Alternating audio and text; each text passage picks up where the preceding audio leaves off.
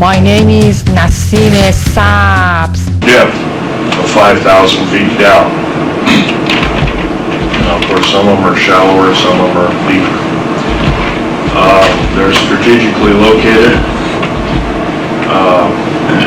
They were initially built to protect the President of the United States and the government in general, federal government as well as the political government. Somehow the sheer number of 129 bases with basically the size of a medium-sized U.S. city is kind of unfathoming when you're dealing with maybe only 10,000 people in government that would be saved during a nuclear holocaust or war. So obviously these bases have other ulterior means. Some of them have already been used to in-house alien beings. Our government chooses not to let this out to the public for two reasons. Their first main reason is that they don't want to panic the public. And their second main reason is that they don't want the public to know the alien agenda. My first part of my talk will be talking predominantly about the alien agenda and what it means for us on planet Earth.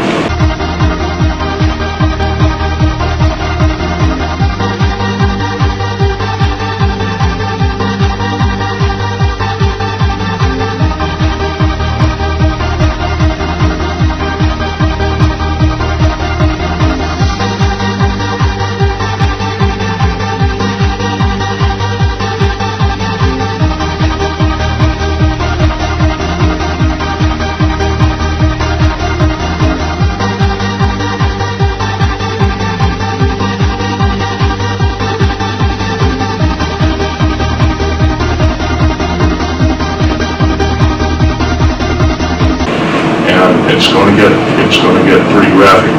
The alien agenda basically is thusly. Aliens of 11 distinct races have been arriving here on Earth in mass since 1946 predominantly, and maybe earlier. Actually, probably the Bikini Island was one humongous underwater UFO base, or basically flying disc base, and that was known in the early 1940s. I think it was March of 1940 it was known that there was a number of this activity at that time. The Japanese, before we got into war with them, they had a number of problems with flying balls of light, as they called them, or divine second wind, as they also called them. They thought they were godlike. However, the gods don't come down and murder the populace, and so their idea of such ended rather abruptly. They became rather frightened after they declared war with us, hoping that if they lost the war, and this is strictly skeptical at this point in time because I've heard this from only 3 different sources within the U.S. Navy, that if we captured enough territory, maybe we could lick them, and that would solve their problem. But although that's pretty skeptical, can't prove that one way or not. The alien agenda basically is to take over planet Earth by another race of beings, or races of beings. The U.S. government has known about this alien agenda at least since early Hitlerian times, probably as early as 1933. The reason for that is the Third Army, under Patton and others, just afterwards had allured that there was some other agenda other than World War II that was an immediate threat to the people of this planet. In fact, General Douglas MacArthur was one time quoted in saying the very next war, and this is toward the close of World War II in 1945, he actually was quoted in saying, the next war we have will be not from people of Earth, but it will be from people.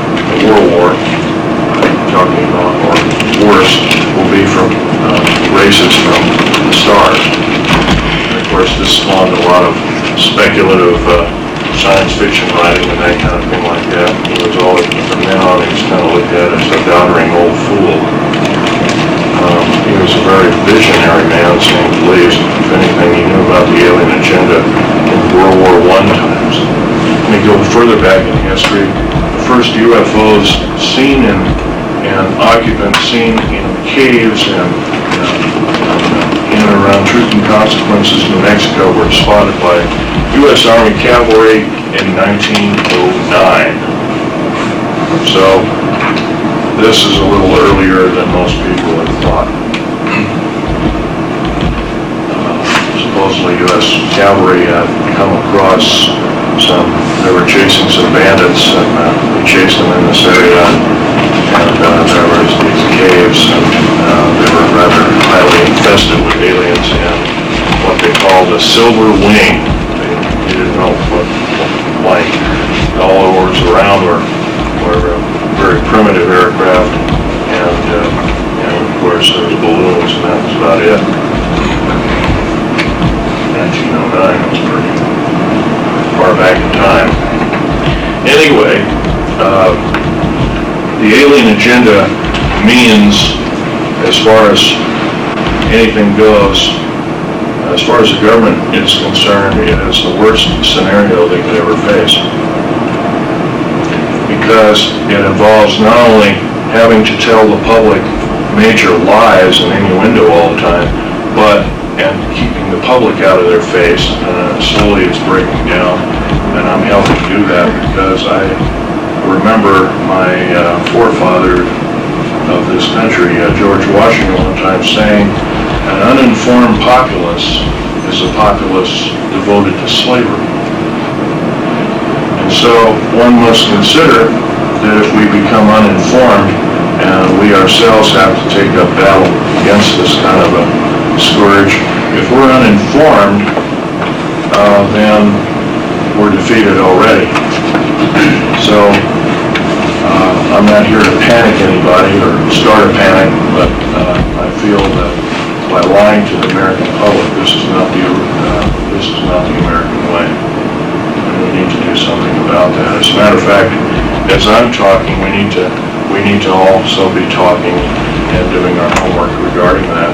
And there's a lot of people who say, well, I don't have the time. You can take 20 minutes a day, can't you? And we can go from there. You'd be surprised what word of mouth does after you found out one little truth, another, and pretty soon it becomes a snowball. But back to the alien agenda. Throughout almost half of the deep underground military bases in the United States, the 62 of them, of the 131, actually the 129, they're fully operational, the other two are under construction. 62 of these bases are housing both the tall gray as well as the short gray alien, and all of their craft, and of course our government, especially the U.S. Air Force and the U.S. Navy predominantly, are trying to break their technology down into usable technology for our own self. Case in point is this particular scenario. The F-117A, the B-2 bomber, maybe the Aurora, although that's not an accurate rendition of what it looks like.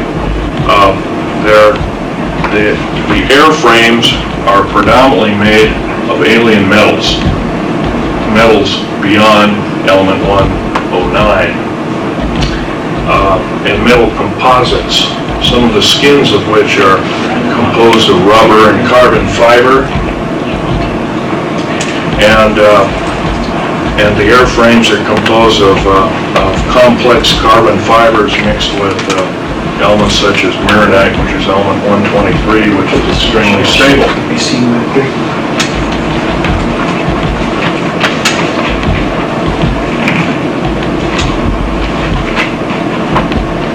I just kind of slapped this together. It's not quite as professionally done as these, but this was in Saudi Arabia But at that time, they had 58 of these. This was half the fleet. And I'll give you a few statistics that these aircraft do. First of all, it's got a radar-absorbing material. That's the coal black coating. It's a type of a, in a while I'll get out some alien artifacts for you, some metals and some of the doping or painting that drips off of this when the aircraft is heated up to a white hot condition. And anyway, these are specially hangared. They have to be kept cool. They have to be kept at a temperature of 60 degrees roughly when they're not moving. There's faceting on the edges. Faceting is a scalenohedral crystalline form. It's a crystalline form that predominantly does not occur on planet Earth and is an alien, once again, alien technology that has been adapted to Earth-type or terrestrial-type technology. These ideas were first thought of in Soviet Russia, and later they were adapted. They couldn't use that particular kind of thing in the early 70s, and so one of their scientists defected, came over here and started to work immediately with Lockheed. Mainstream UFO news. It will continue to increase because they have to get the population that doesn't know about these things ready to receive their quote-unquote alien brothers and sisters from far away. Their alien brothers and sisters from far away gonna come be with them and make them nice and make everything nice and good. The alien brother and sister gonna come over here and be okay. And everything's gonna be nice and we can all sing happy, happy, joy, joy together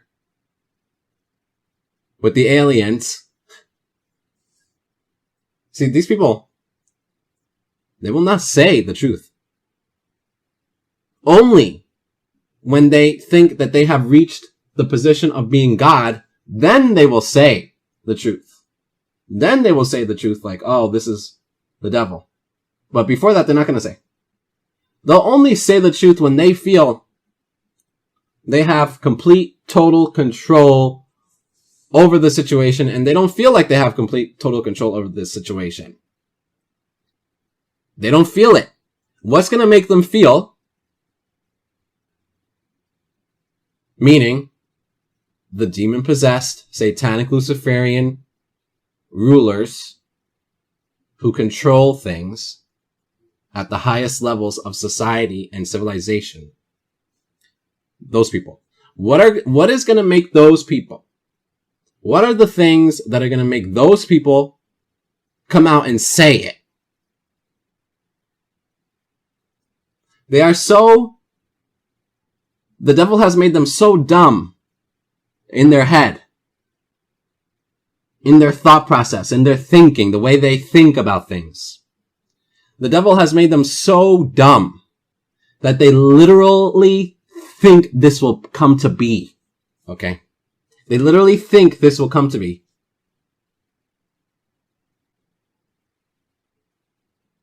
They literally think this will come to be. And all the other little devils following after the main one.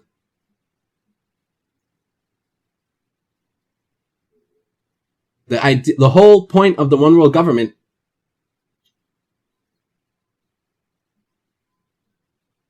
is to get people unified underneath the devil called Antichrist in order to make the people easier to destroy utterly.